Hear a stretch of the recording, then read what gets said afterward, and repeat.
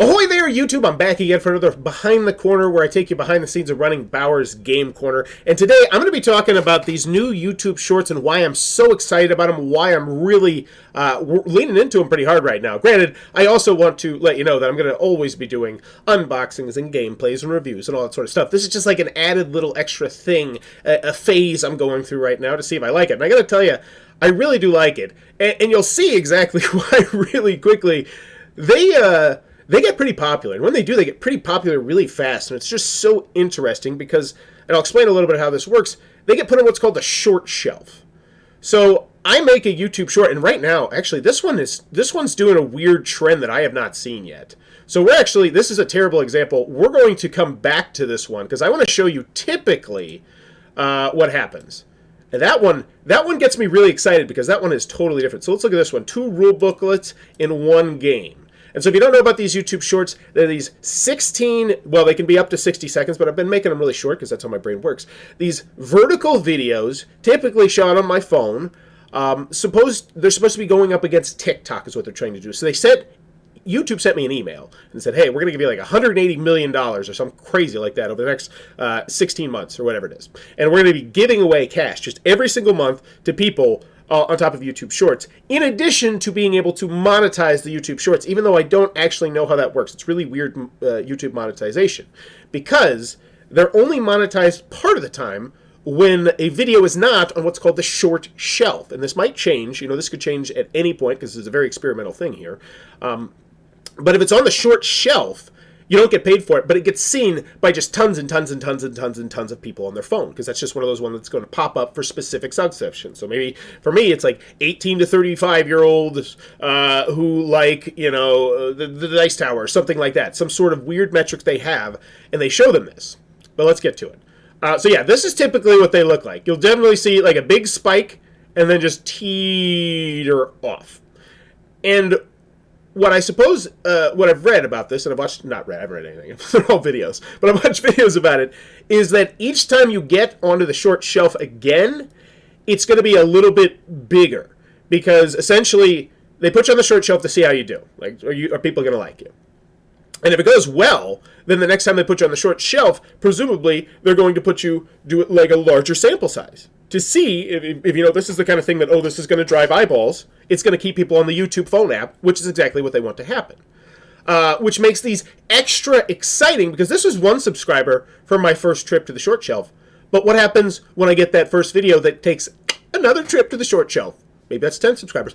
And then the oh-so-glorious 3rd trip to the short shelf, which apparently is just where big videos go. Like the kind where you say, that kind of went viral-ish. But the bottom line is, every single time I create one of these, there's an opportunity that it could be that. And I still want to make them board game related. I'm essentially letting my ADHD freak flag fly right now. Now, this one is a very different, like, upward trend. So this is one, but this one I also did much better promoting it on social media, but no, it's mostly Shorts feed. 77.2% of people saw it on their Shorts feed, aka the short shelf. Come on, get with it, YouTube. It just sounds so much cooler being on the short shelf. So let's take a look at a couple more of these that got on the short shelf and see if you can see just how it looks. And then I also want to show you, like, that's 13. So this is the last 48 hours, 1,300 views, whereas this was like my favorite unboxing thing that I did at the Gen Con, and this is like a live stream that I did that took 2 hours. So it's just, they're just such an interesting one. So let's see. Oh, wow. Apparently I don't have any more up here in the last 48 hours. So I haven't been hitting the second short shelf on any of them. But let's check out another one. So this one, yeah. Unboxing Dick Pics, the card game in a blender. So there's a card game with that name. And yep, and you see just the, it actually had a slow upward trend. And then, bam, short shelf. And we just go from 298 to 898 in 3 hours. Like, that's so, like, and as a YouTube content creator who's been creating content for 9 years, when I see just this explosion all of a sudden, because I check the numbers all the time, because I'm on YouTube, because I do this full time now. You know, I don't make full-time money, but we offset that by the fact that we don't have to pay for childcare now, and then I clean the house a whole bunch more, and everything's just less stressful in our life. And surprisingly, our finances are actually getting better, which is just amazing. This is behind the corner. I say whatever I want, I guess. But this is so exciting. Like, because here's the bottom line, especially with this one, and that's specifically why I did this one, is because it's dick pics. And it's just that terminology is gonna get a lot more seen. Wait, I should just go for the gusto here. So this is how you tag things, and I need to upgrade my TubeBuddy so you can see that, but I don't want to do it right now. I'll do it on the next. I'll do it before I do my month-end video, where I break down how my month went, because I'm going to be really intrigued to see how my month went with the new edition of the shorts, but then also the added boom of doing the Gen Con Bonanza and the Origins Bonanza coming up coming up Wednesday. Wow. But we're probably, well, we might get some content up before the end of the month. Okay, so let's go take a look at another short shelf. So this is one that did not get on the short shelf. And this was just an experimental segment that I tried out. I didn't know if it was going to work, where I just interviewed my son about a term, because I said, oh, it has a dice tower. And he's like, what's a dice tower? I was like, you know, I'm going to record this and just show like a cute little, you know, if YouTube shows this to grandmas, they're going to love it. Like, YouTube, get on this, put this in grandmas. I should tag this videos grandmas love. Oh my gosh, I got to tag this. So it's just my 5-year-old. He's 4. Yeah, my 5-year-old in an oversized shirt saying what a dice tower is. Yeah, so videos grandmas love. Let's try this. Videos grandmas love. Grandma videos. Best cute grandma videes. Because here's the bottom line.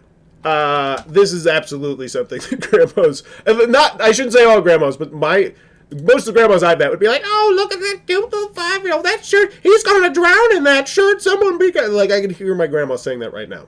But yeah, the other great part about this is I can make a follow-up video where I unbox this game, because when I put it in the blender, it didn't actually blend. So, Are You Afraid of the Dark? Scary unboxing. This one has not seen a short shelf hit thing. This is one of those ones where I destroy the game. But I could see this one, you know, maybe closer to Halloween time. I wonder if maybe they prioritize something like this. So I'll be very interested to see if that one ever does get its day on the short shelf and how it does, because it has a very popular Are You Afraid of the Dark big IP. And then we have this one right here. So this one got on the short shelf, and you can see just the short shelf. The short shelf just blowing up. And this one was also Fast and Furious Highway Heist. And so boom. But here's the thing. They keep making Fast and Furious movies. You know, maybe in the future some of the actors die, and it's just like, we're going to boost more of the Fast and Furious things onto the short shelf. And I know that sounds terrible that you'd even say that, but look at it from YouTube's perspective. Their job is to make it so that eyeballs are going to be on, like right now, my YouTube feed is flooded with Norm Macdonald. Just Norm Macdonald. I have probably watched 20 hours of Norm Macdonald since Norm Macdonald has died. And I loved Norm Macdonald before. I would watch his videos from time to time. But it's just, they know what they want. And so I wonder if this hits the short shelf, the next Fast and the Furious movie, to the moon. I mean, it could be. Plus 1 subscriber. That's awesome. Now, money, revenue, 0. And I don't know if yeah. So the money on there, I'm not sure that's going to work. But there you go. That's why I'm loving the short shelf right now. That's why I'm loving doing these YouTube shorts. They're just, they're really fun. And they kind of just let me get a chance to explore my creativity. But not just that, but just, I think it's going to be good because it's going to make me focus more on, I don't know, some other future projects that I want to work on. I want to do some more storytelling type of videos where I kind of, well, I don't know, I'm talking to the microphone. I do apologize. I should probably be talking to you instead of talking to this microphone. So that's typically why I leave the microphone over here. But yeah, that was dumb.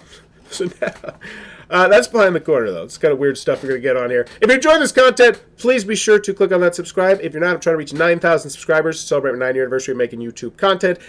And let me know what you think about the segment or any behind-the-corner sort of thing you want to stop. What do you want to know about running a YouTube channel, about doing the social media, anything you want to talk about, I'm more than open to talking about. So let me know in the comments below. Give me some ideas. As always, thanks for your time, YouTube.